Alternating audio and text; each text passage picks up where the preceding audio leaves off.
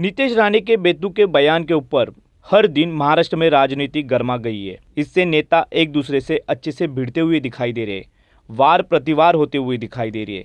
अजीत दादा चाहे शिकायत किसे भी करे, लेकिन हम हिंदुत्व से समझौता नहीं करेंगे, ऐसा नीतीश राणे ने कहा। अजीत दादा को एक बार विसर्जन जुलूस के ऊपर हुए पथराव का विरोध करना चाहिए था, तो ये वक्त नहीं आता, ऐसा नीतीश राणे ने कहा। इस वक्त के ऊपर अभी आमदार अमोल मिटकरी ने अपनी राय रखी है। आइए जानते अमोल मिटकरी और नीतीश राणे के बीच क्या कुछ हुआ। शेवटी त्यांना अजितदादांना कुठे तक्रार करायची तरी करू शकतात, तो त्यांच्या पक्षाचा विषय आहे। हिंदुत्वावर आमच्याकडून कुठलीही तडजोड होणार नाही। त्या बाबतीमध्ये आमची भूमिका सरळ स्पष्ट आहे। वरिष्ठांशी बोलले ते काय आम्हाला सांगितलं तर आम्ही त्या पद्धतीने काम करणारे कार्यकर्ते आहोत, पण हिंदुत्वावर तडजोड नाही। मला अपेक्षा होती की जे आमची दिल्लीला तक्रार करतायत त्यांनी आमच्या ह्या गणेश चतुर्थीच्या निघालेल्या मिरवणुकीवर ज्यांनी दगडी मारली त्याच्याबद्दल पण एकदा तरी निषेध केला पाहिजे होता, एकदा तरी त्याच्यावर आक्षेप घेतला पाहिजे होता। ते ज्या दिवशी आक्षेप घेतील ना तेव्हा त्यांना तक्रार पण करायला लागणार नाही, अशी परिस्थिती महाराष्ट्रामध्ये येईल। पण माहितीत असताना ही वेगळी भूमिका घेतली जाते। मी जसं सुरुवातीला भाषणामध्ये काय बोललो, मी एक आमदार म्हणून नाही, पक्षाचा कार्यकर्ता म्हणून नाही, एक हिंदू म्हणून हिंदू समाजाशी बोलायला आलेलो आहे। मी माझ्या धर्माचं काम करतोय। आज माझी धर्मावर आमच्या धर्माला आव्हान दिलं जात आहे। धर्माच्या देवी देवतांच्या मिरवणुकीचा विटंबना केली जाते, दगडी मारली जातात, म्हणून हिंदू म्हणून मी माझी भूमिका आणि माझ्या धर्मासाठी मी लढतो, एवढाच विषय। बघा, नितेश राणेंनी अर्ध्या हळकुंडासारखं पिवळं होऊ नये। पहिल्यांदा ती बैठक काय होती, त्या बैठकीत काय चर्चा झाली त्याची माहिती घ्यावी।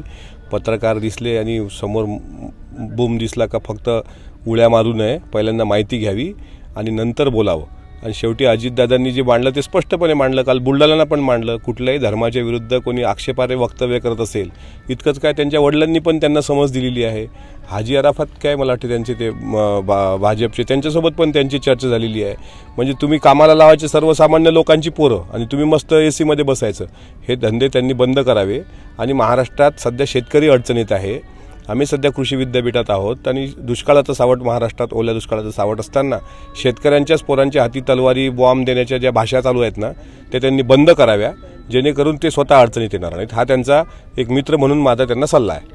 अजितदादांनी खुशाल तक्रार करावी, मी माझं काम सोडणार आहे असं म्हटलं त्यांनी। अजितदादांना त्यांच्यासारखा ते फुल टाईम रिकामे आहेत ते राणे।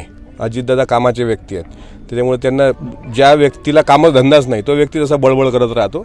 आम्ही काम करणारी लोक आहोत आणि दादा अशा लोकांकडे लक्ष देत नाही। दादांचं म्हणणं एवढंच आहे की कुठल्या धर्माच्या भावना दुखू नये, ती आमच्या पक्षाची भूमिका आहे। या प्रकरणात देवेंद्र फडणवीसांना प्रश्न विचारला असता, ते हिंदुत्वासाठी काम करतात, त्यांच्या बोलण्याचा बरेच वेळा विपर्यास होत असल्याचं म्हटलं, एक प्रकारे त्यांचं समर्थन केलं। माझं देवेंद्रजींना प्रश्न आहे, शेतकरी हा हिंदू आहे की नाही? हिंदुत्वासाठी काम करतात म्हणजे त्याच्या सोयाबीनला जो हमी भाव ठरवलेला आहे आज केंद्र सरकारने, तो हमी भाव खर्चाच्या दृष्टीनं कमी आहे ना। महाराष्ट्राच्या बाहेर ज्या ज्या ठिकाणी सोयाबीनला उच्चांक आहे तो भाव तुम्ही केंद्र सरकारकडून मिळवून द्या, हिंदू सुरक्षित राहील।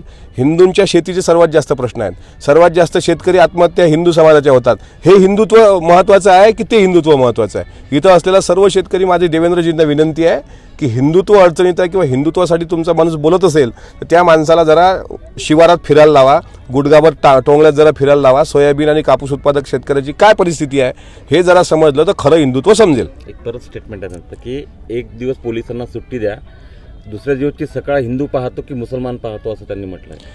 असं आहे की पोलीस त्यांचं काम करत असतात आणि पोलिसांना सुट्टी, पोलिसांबद्दल ते व्यक्ती वादग्रस्त वक्तव्य करत राहते। आणि कशासाठी पण हे म्हणजे पोलिसांना सुट्टी द्या आणि मग मुसलमान मारायचे, कोणी शिकवलं हो?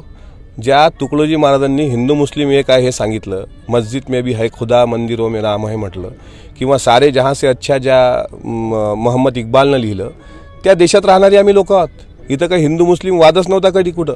ठीक आहे, एखाद्या मिरवणुकीवर काही टुकार टोळके दगडफेक करत असतील त्याचं कोणी समर्थन करत नाही, पण असं आहे की हिंदूची घरं जळताना मुस्लिमांनी सुद्धा तिथं घरं विझवण्याचा प्रयत्न केला आहे, किंवा कोरोनाच्या काळात हिंदूंच्या अंत्यसंस्काराला मोहता मिलमध्ये मी मुस्लिम पाहिलेत। असा भाईचारा असलेला आमचं महाराष्ट्र, त्यामध्ये अशा पद्धतीचं वक्तव्य करणं, मला असं वाटते राणेंचं काहीतरी चुकतं आहे, एकतर त्यांच्या गोळ्या संपल्यात। असं मला वाटतं.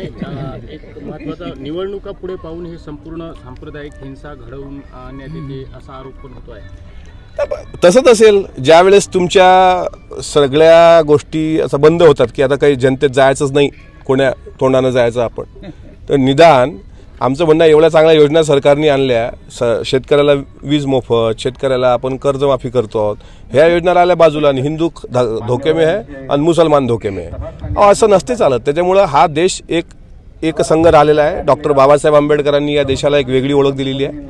असा विध्वंस करून निवडणुका डोळ्यासमोर ठेवून केलेलं वक्तव्य म्हणजे काहीतरी डोक्यावर परिणाम झाल्यासारखा आहे. ब्युरो रिपोर्ट, मनोज तांबे, आवाज इंडिया, मुंबई.